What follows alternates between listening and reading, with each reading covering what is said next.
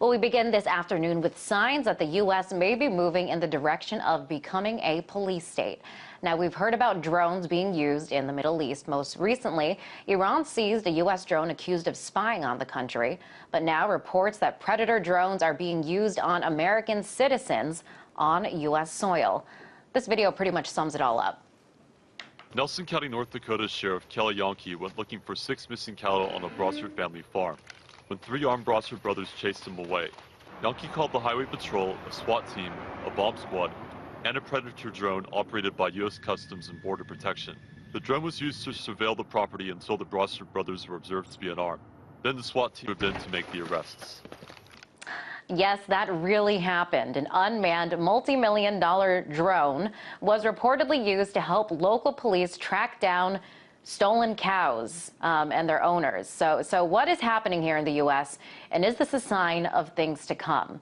The always outspoken radio host Alex Jones is here now to help dig deeper into all of this. Alex, why in the world are local police in North Dakota using a drone to track down U.S. citizens?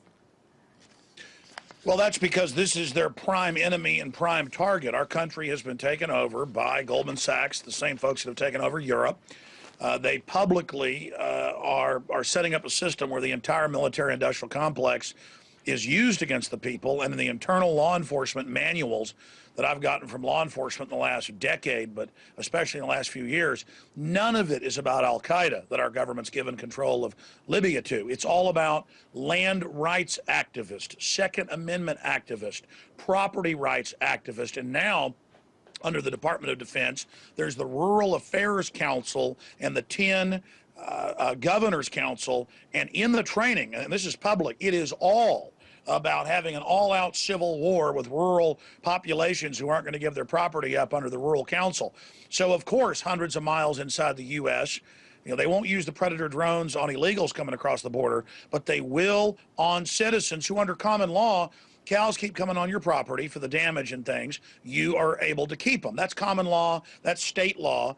And the fact is that then without a warrant, they came on the property and they said, hey, get out of here.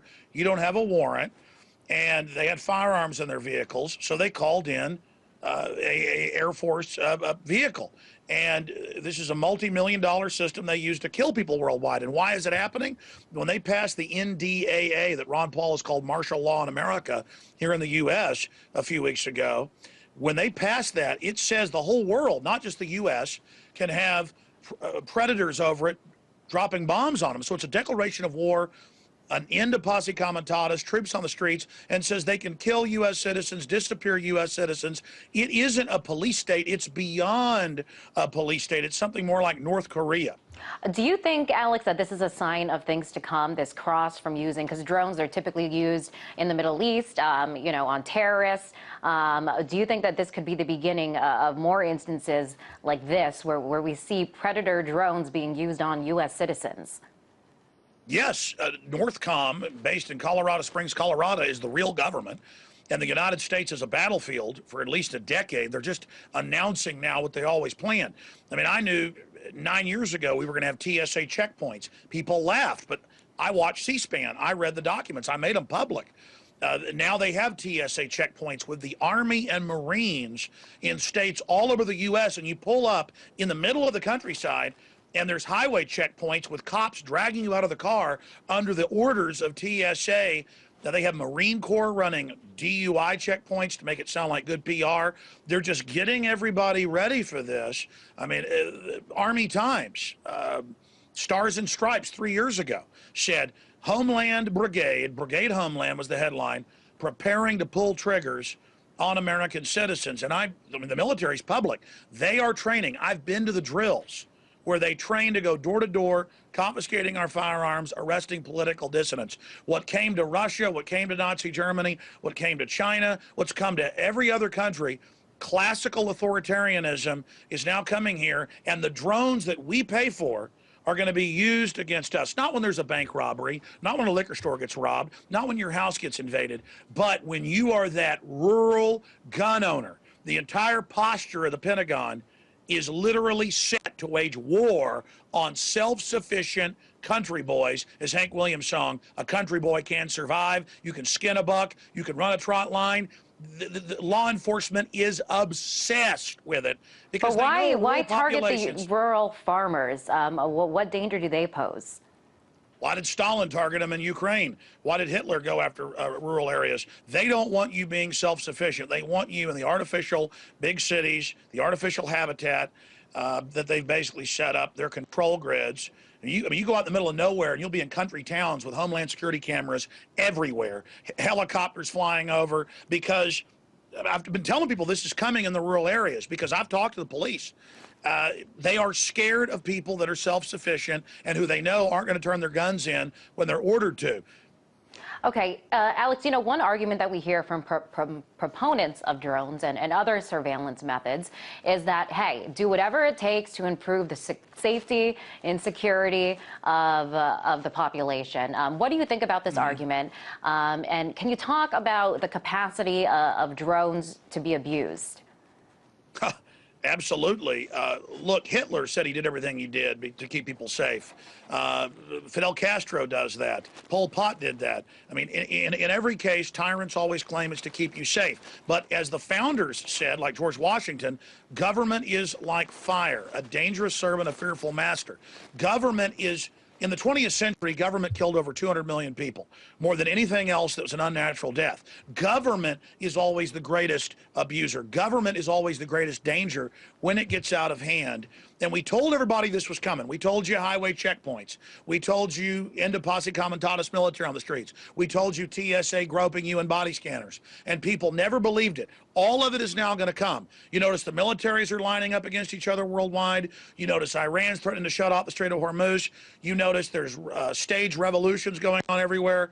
This is the banker takeover. Look at Europe. They admit a banker occupation with the countries all waiving their rights and signing it over to Goldman Sachs, who runs it. I mean, this is worldwide tyranny. Our military's been hijacked. Our police have been hijacked. Our state governments are now under federal control.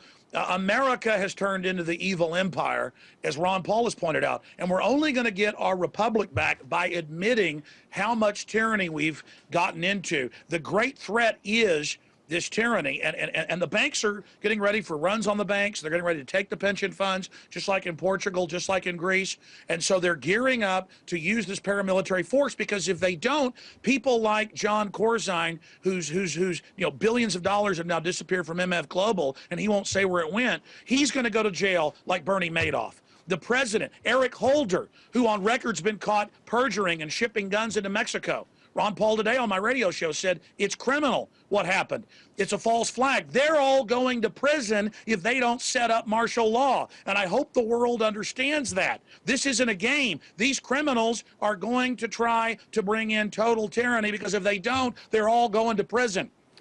Very passionate and fascinating arguments coming from you. I do want to ask you why you think some people dismiss you as a conspiracy theorist. I mean, you've warned people of things. Some of them have come true, but we do continue to hear this criticism. Why do you think that some people do dismiss you as a conspiracy theorist? When my grandfather was in a B-17 and a Liberator, he was in both those bombers as a pilot in World War II, they said when you're over the target, you get the flak. How did they know they were over the target? Because the flak was coming up. Okay, I've got flak, Nightline, you name it. All these, Rolling Stone magazine, MSNBC, all attacking me because I'm over the target. I've been to the urban warfare drills. I'm sent the secret documents by patriots inside the government. I know what's coming. I know about FEMA now staffing the FEMA camps. That's admitted with Kellogg, Brown, and Root of Halliburton. And so conspiracy theory is just a way to say, don't listen to what he has to say.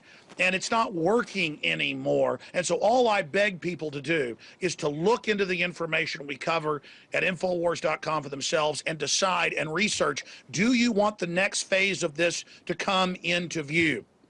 Alex, pleasure to have you on the show as always. That was radio host Alex Jones. Thank you.